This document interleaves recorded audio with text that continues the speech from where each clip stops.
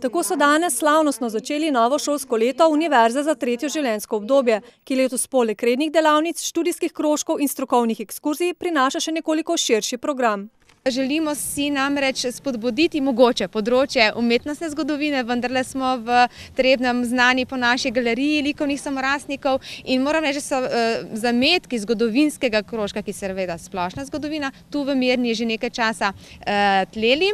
No, mi želimo pa to nadgraditi mogoče z umetnostno zgodovino, nekaj več vsebin mogoče z področja dediščine. Vedno so odprta vrata še tudi za druge ideje in vsaka ideja, ki jo dobimo, jo dobro proučimo na upravnem odboru in seveda tudi prisluhnemo.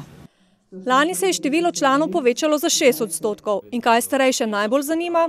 Ja, če bi rekla prejšnja leta, so zagotovo to jezikovni tečaji in pa seveda ples, saj imamo že ta tretjo plesno skupino. Univerza predstavlja starejšim obliko druženja, hkrati pa izvedo tudi veliko novega. Znanost in vse stvari grejo zelo hitro naprej in preprosto in človek v današnjem času ne mora slediti. Moraš nekaj najti neke podatke in to je ta pravo mesto. Jaz nekako zbiram predavanja, ki se mi zdijo zanimiva in teh se skoraj obvezno ob torkih udeležim. V Sloveniji sicer deluje 45 univerz za tretje življenjsko obdobje.